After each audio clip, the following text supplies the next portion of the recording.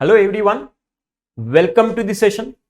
सो आज के सेशन में, आज के लेक्चर में हम लोग जो चैप्टर कंसीडर करने जा रहे हैं बहुत ही इंटरेस्टिंग चैप्टर है, बहुत ही इजी चैप्टर है।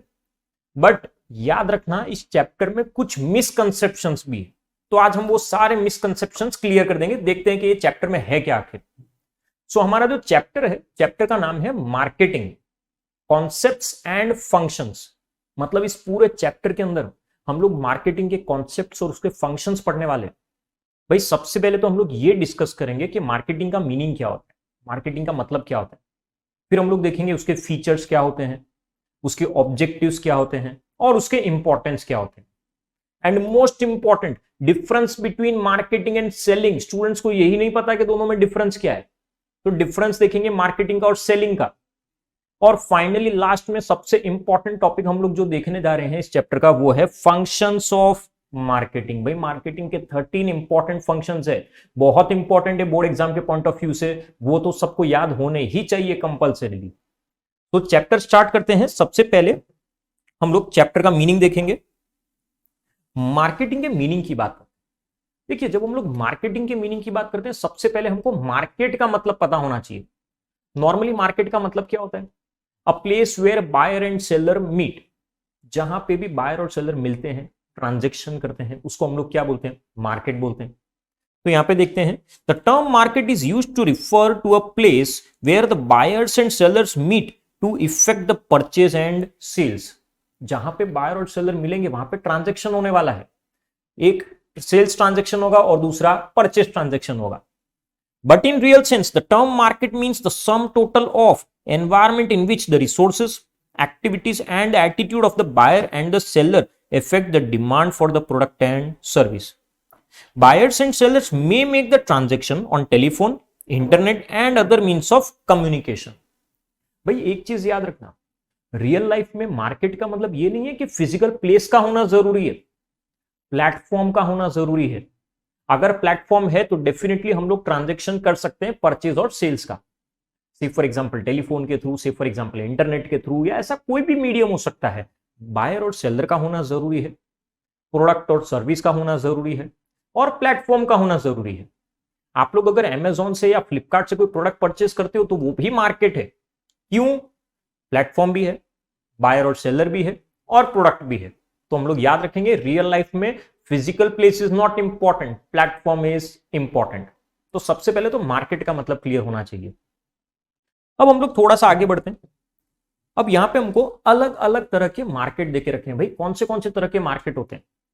सबसे पहले जो मार्केट हमें बताया गया है वो बताया है on the basis of geographical area.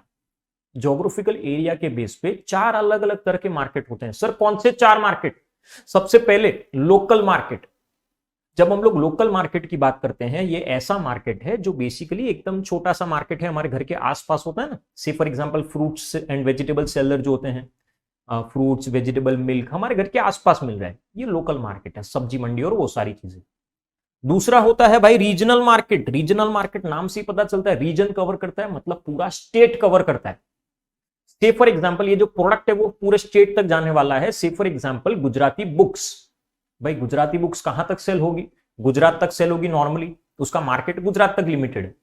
Gujarati movies, उसका मार्केट कहां तक लिमिटेड है? ऑब्वियसली गुजरात तक लिमिटेड है। तो वो रीजनल मार्केट है, स्टेट लेवल पे। दूसरा नेशनल मार्केट। जब हम लोग नेशनल मार्केट की बात करते हैं तो भाई ये प्रोडक्ट कहां तक आप लोग परचेज सेल कर रहे हो? कंट्री लेवल पे कर रहे हो। पूरे कंट्री लेवल पे अगर परचेज सेल करेंगे तो वो नेशनल मार्केट है। And last one is the international market. मतलब वर्ल्ड लेवल पे आप लोग बेसिकली इंपोर्ट एक्सपोर्ट कर रहे हो, दूसरी कंट्री के साथ डील करते हो, तो आप लोग उसको क्या बोलते हो? इंटरनेशनल मार्केट बोलते हो। तो याद रखेंगे, ज्योग्राफिकल एरिया के बेस पे चार तरह के मार्केट है, local, regional, national and international. ये चार अलग अलग तरह के मार्केट है। Next, on the basis of volume of business. भाई ये तो बहुत सिंपल है, वॉल्यूम ऑफ बिजनेस। एक इन्होंने बोला है होलसेल मार्केट। कौन होता है होलसेलर? जो मैन्युफैक्चरर से परचेस करता है और रिटेलर को सेल करता है। The person who purchases the goods from manufacturer and sells them to the retailer.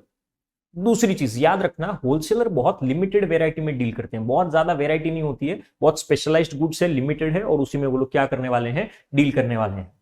फर्क कितना है कि ये लोग लार्ज क्वांटिटी में डील करते हैं। सो लार्ज क्वांटिटी में मैन्युफैक्चरर से खरीदेंगे और रिटेलर की रिक्वायरमेंट के हिसाब से रिटेलर को हम लोग क्या करने वाले हैं, सेल करने वाले हैं, बट बहुत ज्यादा वेराइटी नहीं है। वही अगर हम लोग रिटेलर की बात करते हैं, रिटेलर क्या करेगा, होलसेलर से परचेस करेगा और कंज्यूमर को सेल करेगा, purchasing from the wholesaler and selling the same to the retailer consumer, sorry. अब जब रिटेलर होलसेलर से खरीदता है और कंज्यूमर को सेल करता है, होलसेलर से खरीद लिया ठीक है, और कंज्यूमर को जब हम लोग सेल कर रहे हैं तो उसके रिक्वायरमेंट के हिसाब से, कस्टमर तो ऑब्वियस बात है बहुत कम क्वांटिटी में परचेस करेगा, और रिटेलर के पास हमेशा वेराइटी होती है। आप लोग याद करो, होलसेलर के अंदर वेराइटी नहीं थी, बहुत वेराइटी में डील नहीं करता, बट वही अगर मैं रिटेलर की बात करता हूं तो रिटेलर डेफिनेटली बहुत वेराइटी मेंटेन करता है खुद के वहां पे। सो याद रखेंगे वॉल्यूम ऑफ बिजनेस में दो, एक होलसेल मार्केट और दूसरा retail market. Next, on the basis of subject of exchange, भाई सब्जेक्ट ऑफ एक्सचेंज के बेस पे भी तीन तरह के मार्केट है। सबसे पहले कमोडिटी मार्केट। कमोडिटी मार्केट मतलब बेसिकली ये ऐसा मार्केट है जहां पे आप लोग कमोडिटी को परचेस सेल कर सकते हो। से for example it might be cotton, it might be jute, it might be anything है, कोई भी कमोडिटी को आप लोग परचेस सेल करते हो तो वो क्या हो गया, कमोडिटी मार्केट। दूसरा होता है कैपिटल मार्केट। जब हम लोग कैपिटल मार्केट की बात करते हैं, capital market is a market for long term securities. अगर आपके बिजनेस को लॉन्ग टाइम के लिए पैसा चाहिए तो फिर आप लोग क्या करते हो, कैपिटल मार्केट से पैसा लेके आते हो। आपकी कंपनी ने से फॉर एग्जांपल मार्केट में शेयर इश्यू किए तो आप लोगों को क्या मिलेगा, पैसा मिलेगा। अब सपोज आपकी कंपनी के शेयर्स हैं मार्केट में और लोग उस चीज को परचेस सेल कर रहे हैं। मैंने रिलायंस के शेयर्स परचेस किए, मैंने टाटा के शेयर्स परचेस किए, मैंने पीसी ज्वेलर्स के शेयर परचेस किए, तो शेयर्स को परचेस सेल जब किया जा रहा है तो एक कैपिटल मार्केट है। ऐसा मार्केट जहां पे सिक्योरिटीज को क्या किया जा रहा है, परचेस और सेल किया जा रहा है। और नॉर्मली ये मार्केट किस चीज के लिए जाना जाता है, याद रखना, लॉन्ग टर्म सिक्योरिटीज के लिए जाना जाता है।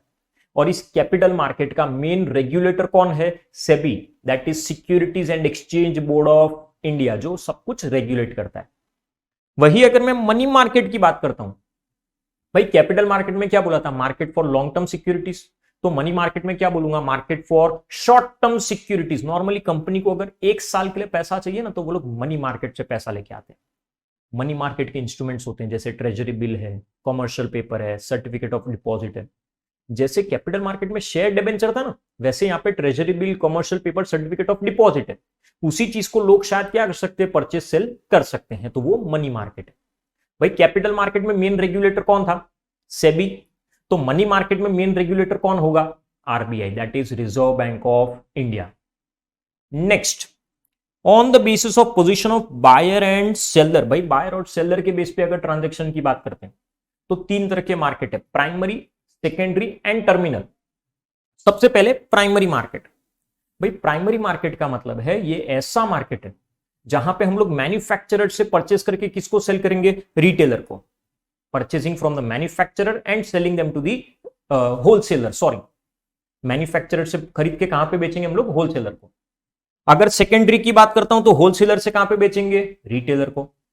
रिपीट कर रहा हूं, प्राइमरी में क्या था, मैन्युफैक्चरर टू होलसेलर, सेकेंडरी में क्या है, wholesaler to retailer. And terminal market, भाई टर्मिनल मार्केट में क्या है, रिटेलर टू अल्टीमेट कंज्यूमर। तो primary, secondary and terminal. Primary में मैन्युफैक्चरर से होलसेलर पे गए, सेकेंडरी में होलसेलर से रिटेलर पे गए, और टर्मिनल में रिटेलर ने किसको सेल किया, कंज्यूमर को। बहुत simple. Next, on the basis of nature of transaction. भाई नेचर ऑफ ट्रांजेक्शन क्या है, स्पॉट मार्केट, फॉरवर्ड मार्केट। से फॉर एग्जांपल मैंने किसी इंसान के साथ अभी कॉन्ट्रैक्ट में एंटर किया है, मिस्टर एक्स के साथ, मैंने मिस्टर एक्स के साथ कॉन्ट्रैक्ट में एंटर किया है और ट्रांजेक्शन भी अभी ही हो रहा है या मैक्सिमम 1-2 दिन में, मतलब सेटलमेंट भी ऑन द स्पॉट हो गया, तो उसको हम लोग क्या बोलते हैं, स्पॉट मार्केट। कॉन्ट्रैक्ट में भी अभी एंटर कर रहा हूं और ट्रांजेक्शन भी अभी कर रहा हूं, तो वो स्पॉट मार्केट। सेम उसी तरीके से फ्यूचर मार्केट, मैंने मिस्टर एक्स के साथ कॉन्ट्रैक्ट में अभी एंटर किया है बट ट्रांजैक्शन कब होने वाला है, एट ए फ्यूचर डेट, शायद 1 महीने 2 महीने बाद होने वाला है, तो इसीलिए उसको फ्यूचर मार्केट या फॉरवर्ड मार्केट बोला जाता है। कॉन्ट्रैक्ट अभी हो चुका है बट ट्रांजैक्शन फ्यूचर में होगा। Next, last one, on the basis of nature of goods. भाई नेचर ऑफ गुड्स, एक होता है कंज्यूमर प्रोडक्ट और एक होता है producers product. Consumer goods, producer goods. जब हम लोग कंज्यूमर्स मार्केट की बात करते हैं, ये ऐसा मार्केट है जहां पे कंज्यूमर गुड्स को परचेस सेल किया जाता है। कंज्यूमर गुड्स मतलब बेसिकली ये ऐसे गुड्स है जिसको आप लोग डायरेक्टली आसानी से क्या कर सकते हो, कंज्यूम कर सकते हो, रेडीमेड गुड्स है ये। दूसरा होता है प्रोड्यूसर्स मार्केट, जहां पे प्रोड्यूसर गुड्स मिलते हैं। भाई प्रोड्यूसर गुड्स का मतलब क्या होता है, ये ऐसे गुड्स है जिसको प्रोड्यूसर्स फर्दर प्रोसेसिंग में यूज करते हैं। Say for example raw material, goods which are used for further production. शायद उस रॉ मटेरियल से, कॉटन से मैं थ्रेड बनाने वाला हूं तो वो प्रोड्यूसर्स मार्केट है। कॉटन क्या है मेरे लिए, रॉ मटेरियल है, प्रोड्यूसर्स गुड्स है वो। तो याद रखेंगे on the nature of goods में याद रखेंगे consumer goods and producer goods. यहां तक आपको सबको क्लियर होना चाहिए। पहले हमने देखा था on the basis of geographical area, फिर हमने देखा वॉल्यूम मतलब होलसेल एंड रिटेल, उसके बाद सब्जेक्ट ऑफ एक्सचेंज। भाई सब्जेक्ट ऑफ एक्सचेंज में कितना था, 3, commodity market, capital market and money market.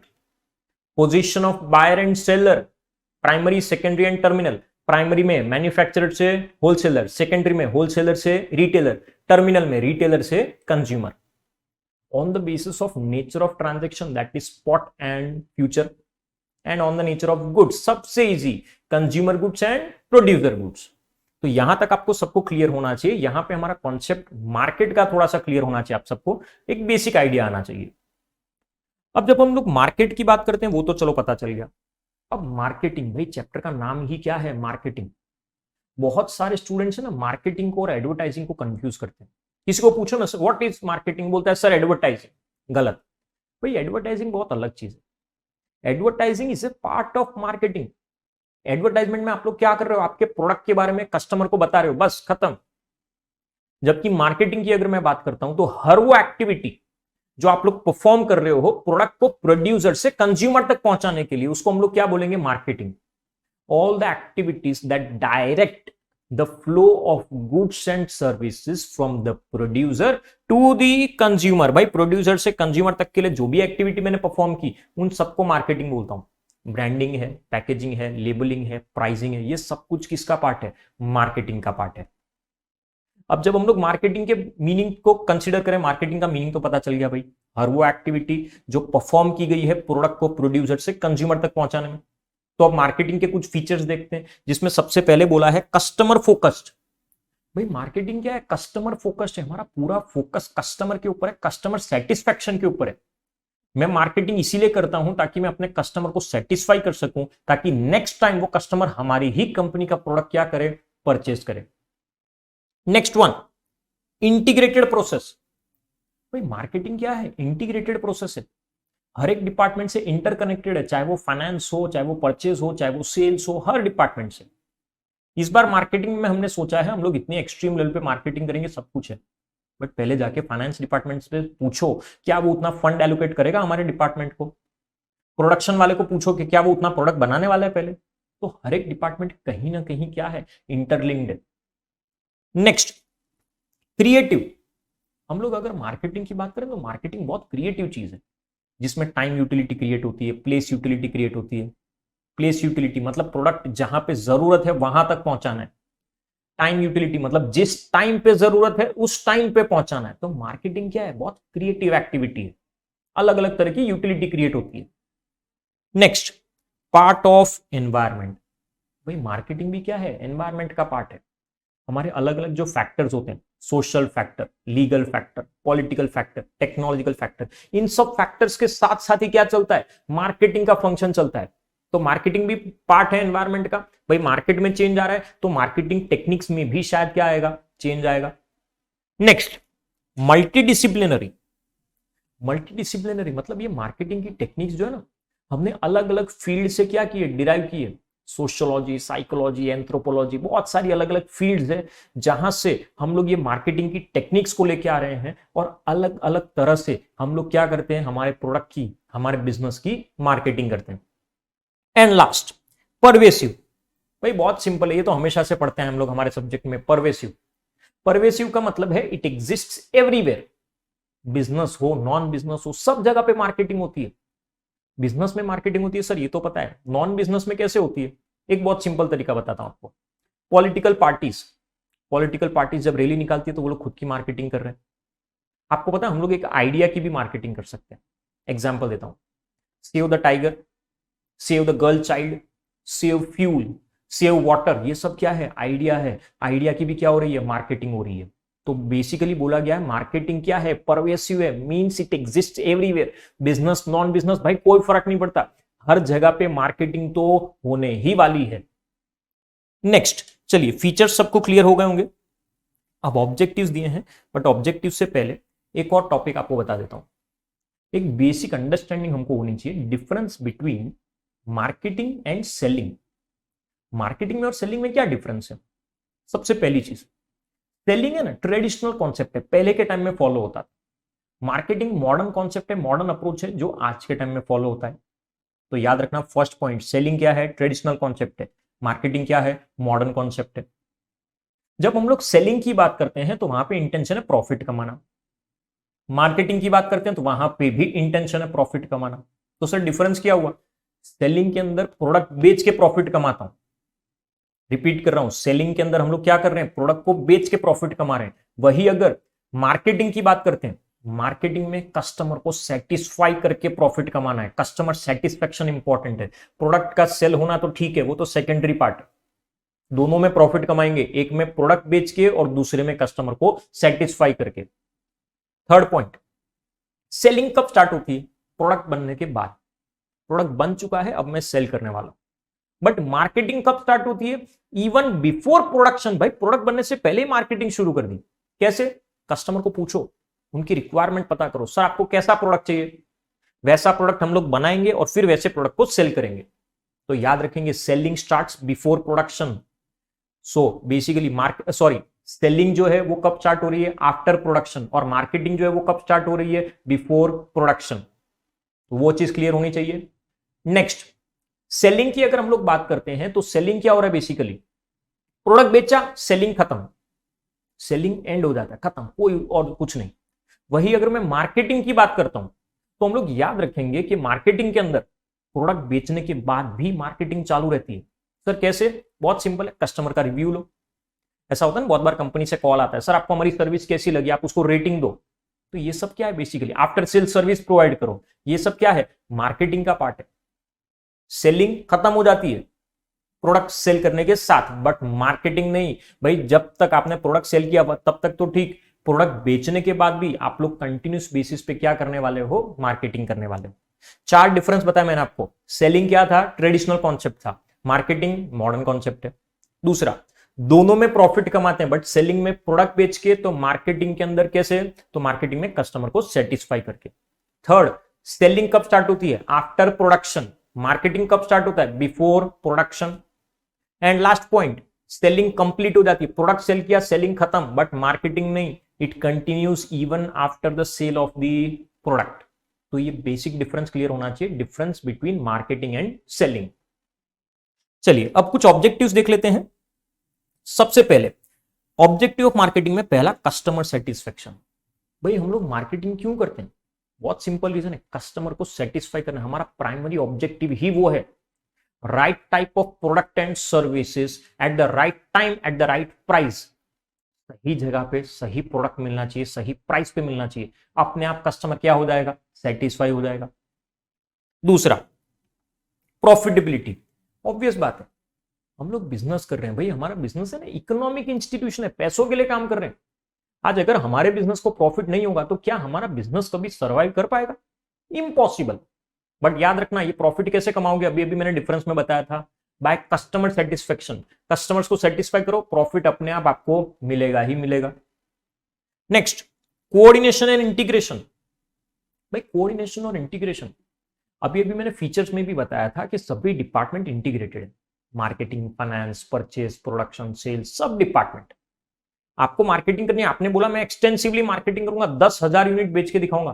भाई पहले प्रोडक्शन वाले को जाके पूछो कि क्या वो 10,000 यूनिट बनाने वाला है, फाइनेंस वाले को जाके पूछो कि क्या वो इतना फंड एलोकेट करने वाला है। तो इंटीग्रेटेड, इवन कोऑर्डिनेशन होना चाहिए हर चीज के बीच में। प्रोडक्ट है, प्राइस है, प्लेस है, प्रमोशन है, ये सब चीज के बीच में प्रॉपर कोऑर्डिनेशन होना चाहिए।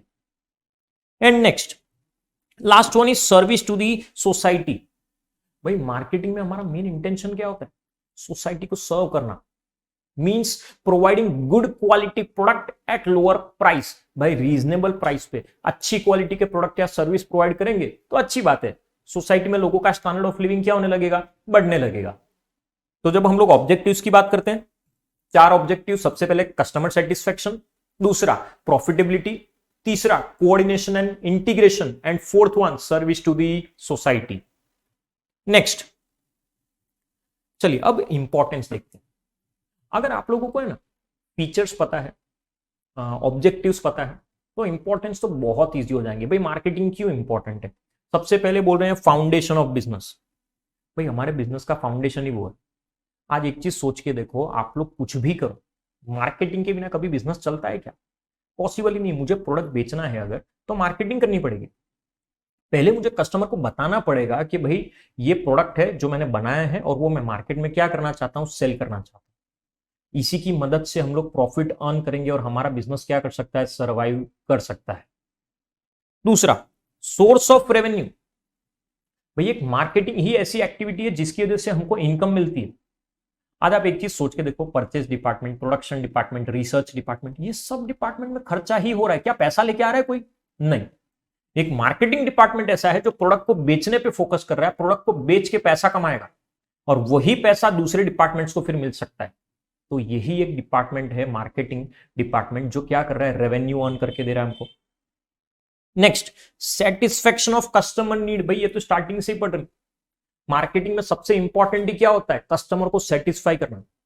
पहले कस्टमर को पूछेंगे, उनकी नीड्स पता करेंगे और उसके हिसाब से ही हम लोग उनको क्या करने वाले हैं, प्रोडक्ट प्रोवाइड करने वाले हैं। सो बेसिकली कस्टमर को सेटिस्फाई करना बहुत इंपॉर्टेंट है। Next, higher standard of living. अभी अभी हमने एक पॉइंट देखा था, सर्विस टू दी सोसाइटी, जिसमें क्या देखा था हमने, हम लोग सोसाइटी में अच्छी क्वालिटी के प्रोडक्ट बनाएंगे, अच्छी सर्विस प्रोवाइड करेंगे, वो भी रीजनेबल प्राइस पे।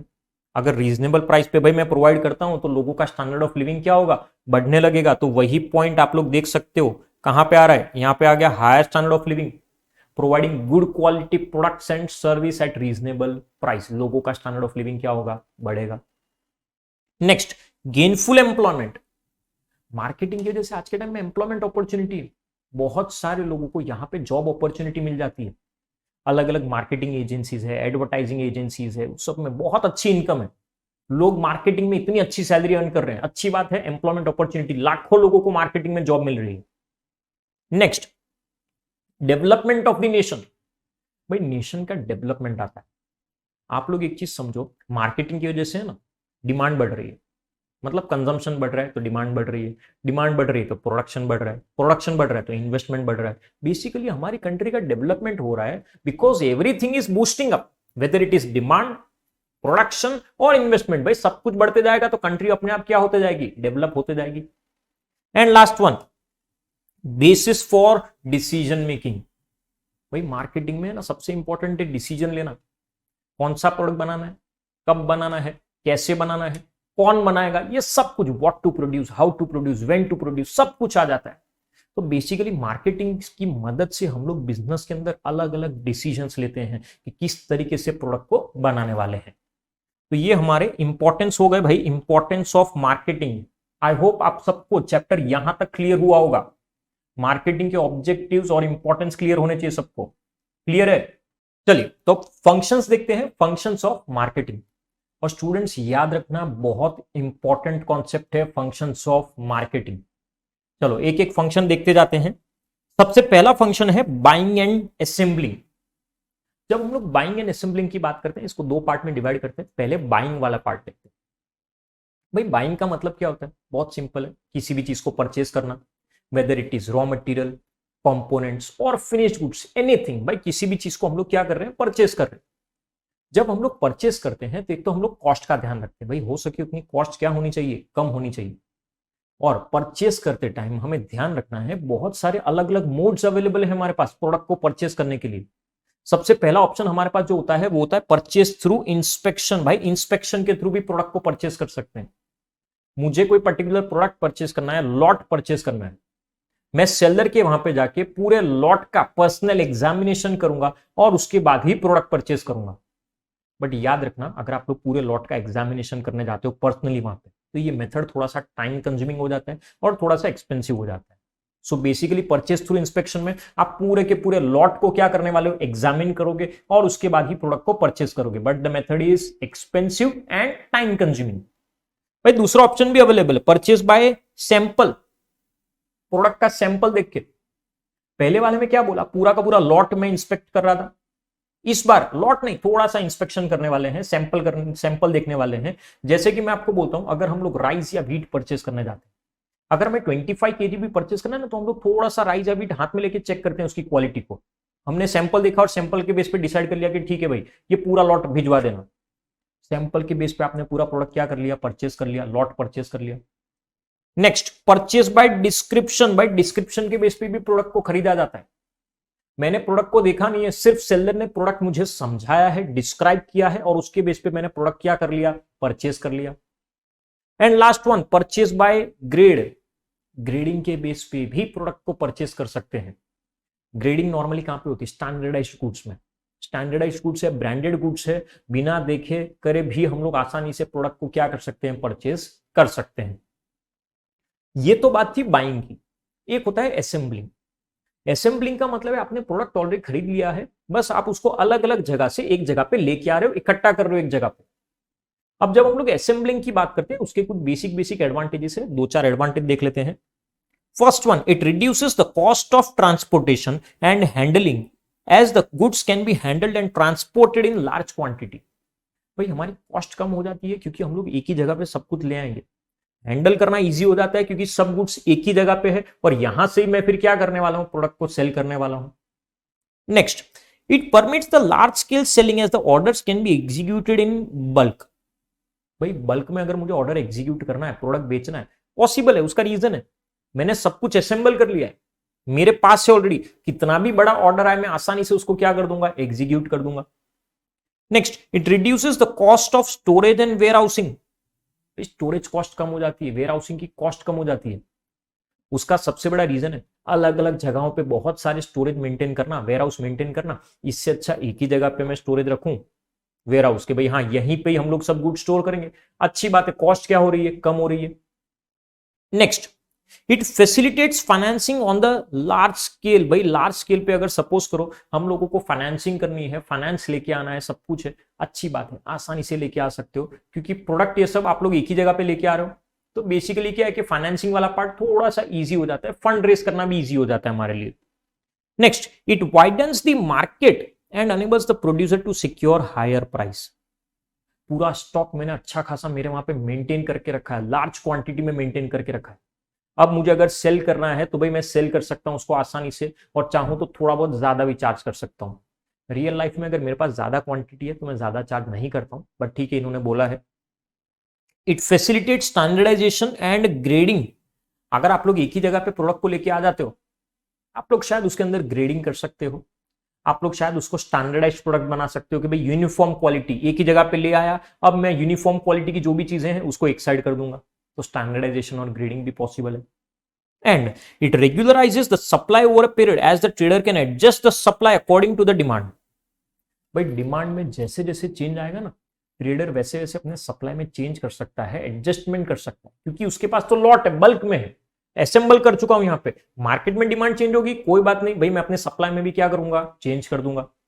तो बेसिक एडवांटेजेस है, एडवांटेजेस ऑफ असेंबलिंग। चलिए, फर्स्ट फंक्शन क्लियर होना चाहिए, buying and assembling.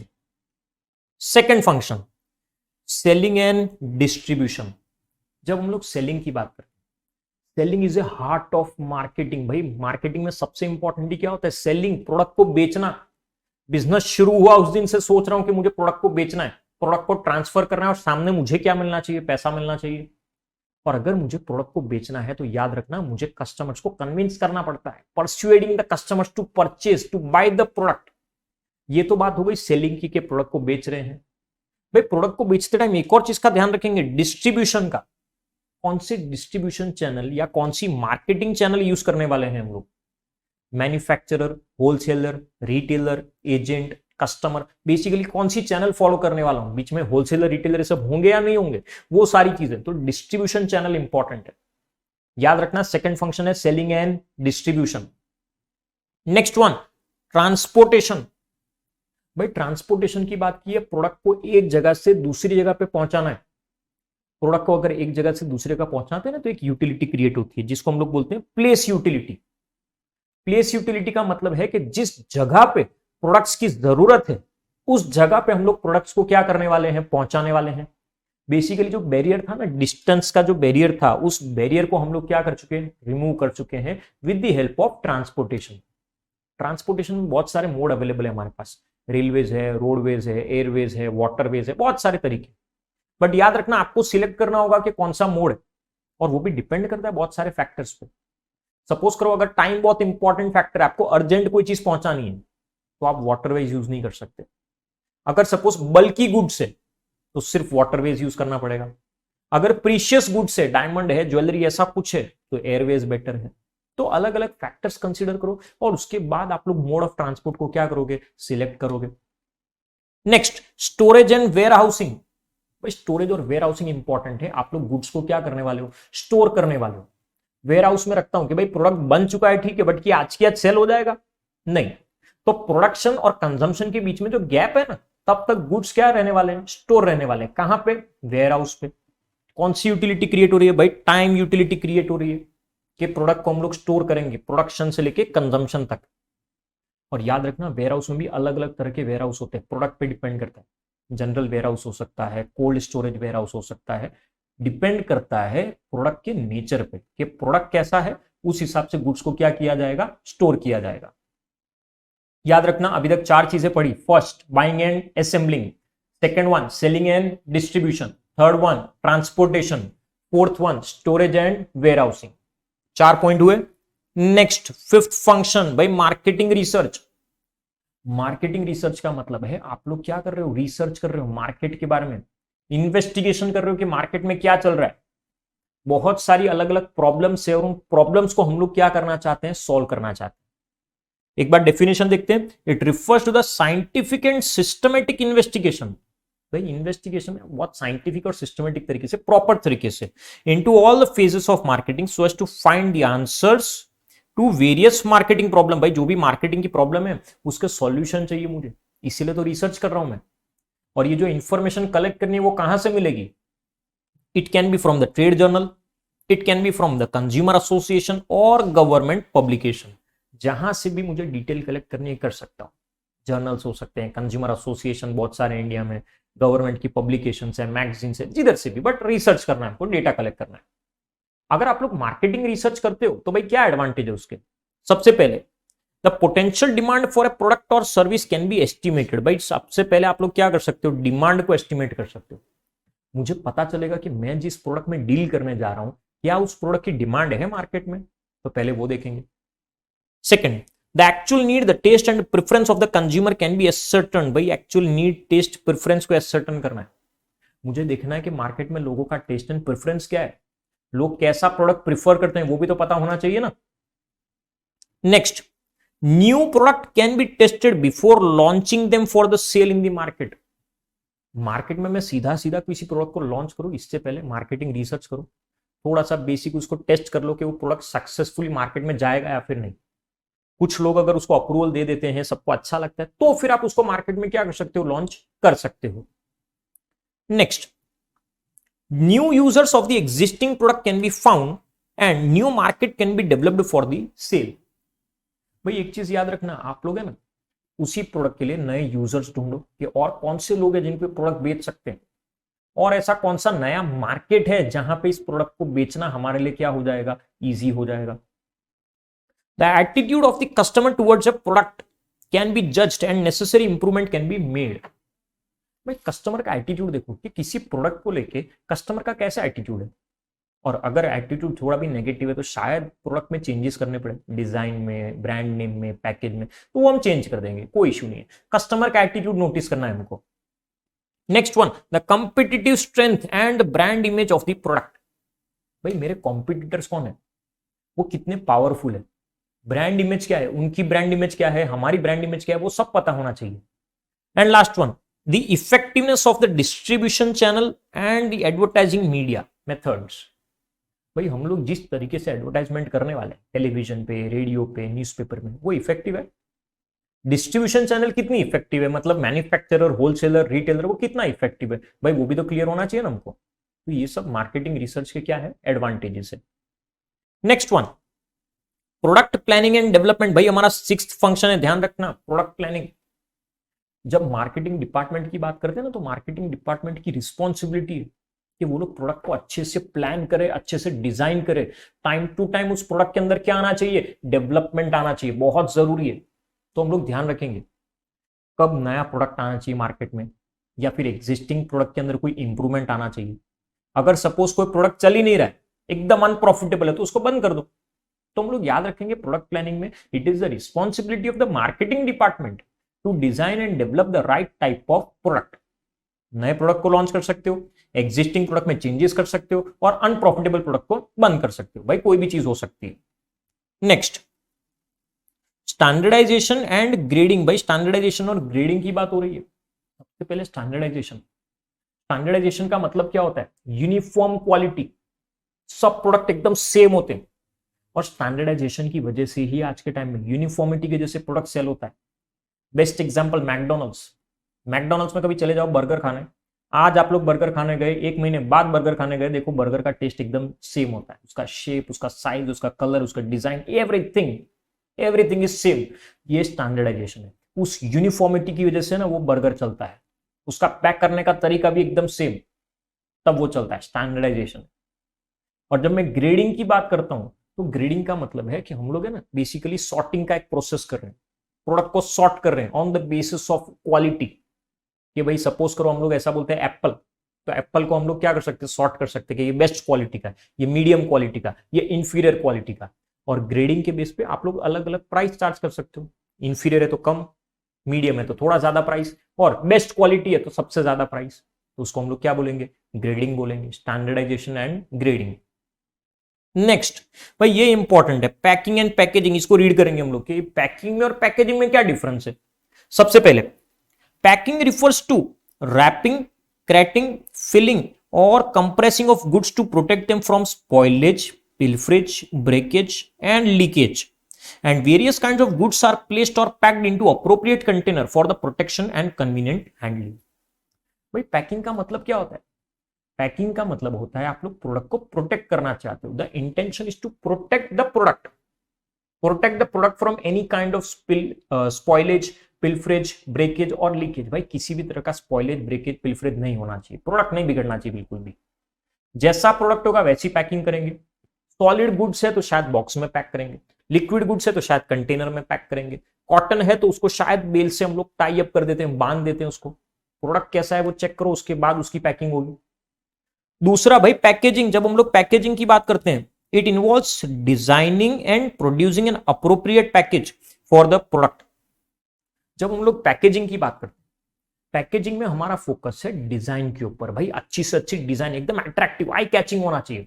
Customer product को देखे और बोले कि यार ये तो परचेस कर ही लेना है हमको, तो उस हिसाब से हम लोग कन्वीनियंट साइज के पैकेट बनाते हैं, जो प्रोडक्ट आसानी से मार्केट में क्या हो जाए, सेल हो जाए, और थोड़ा अट्रैक्टिव होना चाहिए, डिजाइन अच्छी होनी चाहिए। पैकिंग में प्रोटेक्शन के ऊपर फोकस करते थे, पैकेजिंग में डिजाइनिंग के ऊपर फोकस करते हैं हम लोग। Next, branding and labelling. भाई ब्रांड और लेबल के बीच में डिफरेंस पता होना चाहिए। जब मैं ब्रांडिंग की बात करता हूं, ब्रांडिंग का मतलब होता है हम लोग प्रोडक्ट को एक पर्टिकुलर ब्रांड दे रहे हैं, डिस्टिंक्टिव नेम, नेम है, सिंबल है, कोई भी चीज है। आप याद रखना किसी भी चीज को आप लोग ब्रांड बना सकते हो, name, sign, symbol, colour, anything, किसी भी चीज को हम लोग क्या कर सकते हैं, ब्रांड बना सकते हैं। और हम लोग ब्रांड इसीलिए बनाते हैं क्योंकि हम लोग हमारे प्रोडक्ट को कॉम्पिटिटर के प्रोडक्ट से डिफरेंशिएट करना चाहते हैं, to differentiate the product from the competitors product. वही अगर हम लोग लेबलिंग की बात करते हैं, लेबलिंग का मतलब है प्रोडक्ट पे लेबल लगाना, एक आइडेंटिफिकेशन मार्क लगाना। जब मैं लेबल लगाता हूं तो उसके ऊपर लिखा होता है date of manufacture, date of expiry, ingredients used, name of manufacturer, ये सब लेबलिंग का पार्ट है। याद रखना label may be a part of product, may not be a part of product. Product का पार्ट हो भी सकता है, नहीं भी हो सकता। सर कैसे? सपोज करो आप लोगों ने कोई मेडिसिन की सिरप की बोतल ली है, उसके ऊपर लेबल लगा हुआ है। भाई जब तक वो बोतल चलेगी तब तक वो लेबल लगा ही रहेगा, आप लोग ऑब्वियसली उसको नहीं निकालोगे। वही it is a part of product. वही अगर मैं बोलता हूं आप लोगों ने क्लोथ्स परचेस की, उसके ऊपर भी लेबल लगा होता है, टैग होते हैं ना, प्राइस टैग और वो सब कुछ। अब जिस दिन से आप लोगों ने उस क्लोथ्स को पहनना शुरू किया, आप लोग प्राइस टैग और सब कुछ उखाड़ के क्या करते हो, फेंक देते हो। Label is not a part of product. तो याद रखेंगे label may B A part of product, may not B A part of product. Next, number 10, pricing. भाई प्राइसिंग इंपॉर्टेंट है। सबसे इंपॉर्टेंट तो वही होता है ना, क्योंकि कस्टमर आता बाद में, पहले क्या पूछता है, प्राइस क्या है। और इस प्राइस के बेस पे दो चीजें डिसाइड होती है। क्या दो चीज डिसाइड होती है? सबसे पहले तो भाई सेल्स वॉल्यूम, कितना सेलिंग होने वाला है, और दूसरा अमाउंट ऑफ प्रॉफिट। ये दो चीजें डिसाइड होती है किसके बेस पे? प्राइस के बेस पे। प्राइस अगर आप लोग कभी भी डिसाइड करते हो तो याद रखना, प्राइस ज्यादा भी नहीं होना चाहिए, कम भी नहीं होना चाहिए। कम होगा तो शायद आपको लॉस होगा, ज्यादा होगा तो ऑब्वियसली कस्टमर नहीं आएगा हमारे पास। पर जब भी हम लोग किसी भी चीज का प्राइस डिटरमाइन करते हैं, हम लोग बहुत सारे फैक्टर्स ध्यान में रखेंगे। भाई सबसे पहले प्राइस डिसाइड करते टाइम मैं देखूंगा कॉस्ट ऑफ प्रोडक्शन, भाई मेरी कितनी कॉस्ट इनकर होती है, कितना खर्चा होता है। दूसरा डिग्री ऑफ कंपटीशन, भाई कितना मार्केट में कॉम्पिटिटर ज्यादा है तो प्राइस कम रखना पड़ेगा, कॉम्पिटिटर कम है तो कोई बात नहीं, ज्यादा चार्ज करो। नेचर ऑफ प्रोडक्ट, आपका प्रोडक्ट कौन सा है, लग्जरियस प्रोडक्ट है, नेसेसिटी आइटम है। फिर pricing objective and policies of the firm, भाई आपका प्राइसिंग ऑब्जेक्टिव क्या है। एप्पल की बात करता हूं, एप्पल की प्राइसिंग पॉलिसी बहुत सिंपल है, पहले से ही हाई प्राइस रखने का। हाई प्राइस में बेचेंगे, कम प्राइस में तो हम प्रोडक्ट को बेचते ही नहीं है। तो आपके ऊपर है प्राइसिंग पॉलिसी आपकी। नेक्स्ट वन, एडवर्टाइजिंग, भाई प्रोडक्ट की एडवर्टाइजमेंट तो करनी पड़ेगी ना, लोगों को बताना पड़ेगा हमारे प्रोडक्ट के बारे में। Informing the customers about the product, product के बारे में बताऊंगा, अवेयरनेस क्रिएट करूंगा, तभी तो वो लोग प्रोडक्ट परचेस करेंगे। एडवर्टाइजमेंट का इंटेंशन है कि नए कस्टमर्स को अट्रैक्ट करना है और पुराने कस्टमर को रिटेन करना है। पुराना कस्टमर तो भाई रहना ही चाहिए और साथ साथ में नए कस्टमर्स भी आने चाहिए। और एक होता है सेल्समैनशिप, भाई सेल्समैनशिप है ना, बहुत सारी गलतफहमी है लोगों को ऐसा लगता है कि सर वो हमारे घर पे जो प्रोडक्ट बेचने आते हैं ना वही सेल्समैन। ठीक है, वो तो सेल्समैन है ही, बट आप लोग किसी शॉप में जाते हो, शॉपकीपर आपको कुछ एक्सप्लेन कर रहा है तो वो भी सेल्समैनशिप है। इंटेंशन क्या होना चाहिए, बायर और सेलर का पर्सनल कॉन्टैक्ट है, जहां पे वो सेलर या वो जो इंसान है वो आपको कन्विंस कर रहा है टू परचेज दी प्रोडक्ट, वो सेल्समैनशिप है। एडवर्टाइजिंग से ज्यादा इफेक्टिव है ना सेल्समैनशिप होता है। एडवर्टाइजमेंट को मैं इग्नोर कर सकता हूं कि देख के अनदेखा कर दिया, ठीक है यार गई। सेल्समैनशिप में फेस टू फेस सामने वाला इंसान आपको कन्विंस कर सकता है, ज्यादा इफेक्टिव मेथड है। नेक्स्ट वन, फाइनेंसिंग, भाई आप लोगों को मार्केटिंग करनी है ना तो फाइनेंस तो बहुत इंपॉर्टेंट है। मनी के बिना कभी मार्केटिंग हुई आज तक? कभी कभी नहीं हुई। तो हम लोग याद रखेंगे फाइनेंस इंपॉर्टेंट है। अब वो फाइनेंस आप कहां से लेके आते हो आपके ऊपर है। Bank loan, financial institution, shares, debentures, bonds, anything, but finance चाहिए क्योंकि मार्केटिंग एक्टिविटी परफॉर्म करनी है। आप लोग खर्चा करोगे, ये सब लेके प्रोडक्ट रॉ मटेरियल सब लेके आओगे, कहां से लेके आओगे? पैसा होगा तब लाओगे ना।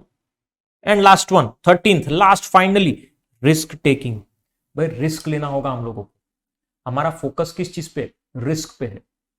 बिजनेस में रिस्क तो होगा ही होगा, ऐसा कोई बिजनेस नहीं है जहां पे रिस्क नहीं होता। अब वो रिस्क है ना कैसा भी हो सकता है, फायर है, थेफ्ट है, डेकॉइटी है, अर्थक्वेक है, कोई natural calamity other than earthquake है, कुछ भी हो सकता है। Risk is a part and parcel of business. भाई बिजनेस है ना तो रिस्क तो होगा ही। कोई भी इंसान बोले ना कि मैंने तो रिस्क पूरी तरीके से एलिमिनेट कर दिया, इम्पॉसिबल। हाँ, रिस्क को आप थोड़ा सा शायद ट्रांसफर कर सकते हो किसी और को with the help of insurance. Insurance करवा लिया तो रिस्क थोड़ा सा कम हो गया, क्योंकि अगर डैमेज हुआ तो इंश्योरेंस कंपनी आपको क्या करेगी? कंपेंसेशन पे करेगी। तो रिस्क टेकिंग याद रखेंगे हम लोग। अब यहां पे भाई हमारे 13 फंक्शंस कंप्लीट होते हैं। आई होप पहले आप सबको ये 13 फंक्शंस क्लियर हो। ये बहुत इंपॉर्टेंट है, बोर्ड के पॉइंट ऑफ व्यू से सब लोगों को अच्छे से याद होने चाहिए। तो 13 के 13 फंक्शंस अच्छे से पढ़ना, आगे पीछे लाइन में पढ़ना ऐसा कुछ नहीं है, आगे पीछे पढ़ सकते हो आप लोग। कोई ऐसा कंपल्सन नहीं है कि 13 के 13 पॉइंट्स लाइन में याद होने चाहिए, सिर्फ याद होने चाहिए, बहुत है। शॉर्ट आंसर में भी पूछ सकते हैं, लॉन्ग में भी पूछ सकते हैं, इसलिए 13 के 13 पढ़ोगे, कोई भी पॉइंट स्किप नहीं होना चाहिए। नेक्स्ट वन, ई मार्केटिंग, भाई लास्ट टॉपिक है चैप्टर का, e marketing. Basically electronic marketing, it refers to the efforts of the marketer to inform, interact, transact and deliver the product and service through web, email, wireless और interacting digital TV। ई marketing मतलब marketing activity perform कर रहा हूं internet की मदद से। मैं आपके साथ ट्रांजैक्ट कर रहा हूं, इंटरैक्ट कर रहा हूं, ये सब कुछ इन्फॉर्म कर रहा हूं आपको, कुछ सब कुछ इंटरनेट की मदद से कर रहा हूं। जब हम लोग इस ई मार्केटिंग की बात करते हैं तो इसमें ई मार्केटिंग एफर्ट है, ई मार्केटिंग प्लेस है। भाई ई मार्केटिंग एफर्ट का मतलब है, मैं आपको बता रहा हूं प्रोडक्ट के बारे में, शायद प्रोडक्ट की एडवर्टाइजमेंट कर रहा हूं, कोई अच्छी वेबसाइट बनाई है, कोई सर्विस डिलीवर करने की बात कर रहा हूं, इन्फॉर्म कर रहा हूं आपको, वो चीज क्या हो गई हमारे लिए बेसिकली, तो ई मार्केटिंग एफर्ट है। और दूसरा ई मार्केटिंग प्लेस, ई मार्केटिंग प्लेस मतलब ये ऐसी जगह है जहां पे प्रोडक्ट को एक्चुअल में हम लोग क्या करने वाले हैं, परचेस सेल करने वाले हैं। कोई ऑनलाइन प्लेटफॉर्म है जहां पे प्रोडक्ट या सर्विस क्या होगा, परचेस सेल। एफर्ट में क्या कर रहे थे, सिर्फ वेबसाइट डिजाइन कर रहे थे, एडवर्टाइजमेंट कर रहे थे, वो सारी चीजें। प्लेस में एक्चुअल में आप लोग क्या करने वाले हो, प्रोडक्ट को परचेज या फिर सेल करोगे। तो यहां तक आप सबको क्लियर होना चाहिए। यहां पे हमारा जो मार्केटिंग वाला चैप्टर है, मार्केटिंग वाला चैप्टर कंप्लीट होता है। आई होप ये चैप्टर सभी को क्लियर हुआ होगा। कोई भी डाउट हो तो डेफिनेटली आप लोग मुझे मैसेज कर सकते हो। नेक्स्ट लेक्चर में मिलेंगे नेक्स्ट चैप्टर के साथ। Thank you everyone.